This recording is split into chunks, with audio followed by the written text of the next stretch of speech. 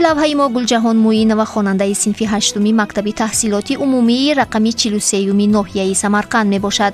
او فرزند چهارم خاندان بوده. از سبب در مهاجرت مهنتی قرار داشتن پدر و مادرش با مادرکلانش زندگی می کند. در برابر آن که در مکتب اعلیخوان و فعال است، به شعرخوانی و شعرنویسی نیز میلی زیاد دارد. به نزدیکی شعر گلجهان در مجله با نفوذ و یگانه تاجیکی ازبکستان دردانه شرق نشر شد و ما از این سبب تصمیم گرفتیم که با او صحبت داشته باشیم. گلجهان جان، اولا بار شما را تبریک میکنیم که یک شعری شما در چنین یک مجله با نفوذ در مجله دردانه شرق نشر شده است. رحمت، من خیلی هم خرسند هستم که یکی از بهترین شعرهای من در این مجله چاپ شده است. خب گویید که سبب چیست که شما به شعرگویی دست زده اید؟ در خانه هستن یگان نفری که با شعر با ادبیات سر و کار داشته باشند؟ در خانه مادرکلانم خیلی ادب دوست می باشند. آن کس بسیارتر ادبیات کتاب‌های بدیعی می‌خوانند و شعرها هم گفته می‌دهند، حکایه‌ها. غیر از این معلم زبان و ادبیات خودمان صناعت احد و شوق و ذوق زیاد پیدا کنندند و سببگاری همین شعرنویسی من شدند. بسیار خوب. خب گویید که وقتی که شما شعر می‌نویسید اول شعرتون رو به کی نشان می‌دهید؟ وقتی که من شعر می‌نویسم بسیارتر یکم بار من به دوگانه‌هایم، به استادم و به خوانندگی‌هایم نشان می‌دهم. خب من گفتنی بودم که شعر شما رو کی از نظر گذرانده می‌دهد؟ شما که حالا نوقلم هستید، البته استاد می‌خواهد شعر شما تحریر می‌خواهد. کی تحریر می‌کند شعرتون رو؟ شعر مرا ترغیباتچی معنوی مکتبی ماهان نادر قیوموف از نظر میگذرانند و جایهایی که خطا دارد از نو درست میکنند و بسیارتر درست نوشتن شعرها را به ما میآموزانند. وقتی که شعر شما در مجله چاپ شد، دوگانه های شما از این خبر یافت، چگونه قبول کردند؟ البته دوگانه هایم هم معلم ها هم خیلی خرسند شدند و با من فخر میکنند، گفته فکر میکنند.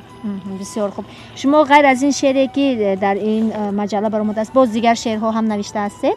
البته برای دوست، برای وطن، برای مادر، برای پدر، برای دادر و خواهر و غیره ها بسیار شعر نوشته بودم. و نوشته ایستاده اید؟ ها. بسیار خوب. خوب میشد اگر یکی از همون شعرهای خودتون رو برای بینندگان ما قرائت میکردید. البته شعر وطن. از تحت دل به وصفت وطن شعر نوشتم. مهر تو را چو کشته از نو به سینه کشتم. وطن من یگانه در دنیا مثل مادر. خاک او قیمت‌تر است از گنج و طلای زر. بناهای نقشینش در عالم یگانه است. زبانش خوشگوار و مانند دردانه است. آفرین، بسیار شعری خوب است در وصف وطن. وطن را دوست می‌دارید و گویید که وطن گفته شما چی رو میفهمید؟ وطن این اگر مادر ما را کلان کرده خوراند پیشاند، وطن همچون مثل مادر می باشد و ما را هم میخوراند، میپیشاند، حمایه میکند. از روی شنیدی من در خاندان شما دیگر فرزندان، یعنی که اکا و اپاهای شما با ساحه تیپ سر و کار دارند، یعنی که در ساحه تیپ کار میکنند. شما در آینده کی شدن میخواهید؟ من در آینده معلم شدن را میخواهم و چون که سبب آن از همین است که من از بچگیم به معلم ها هوس کلان داشتم.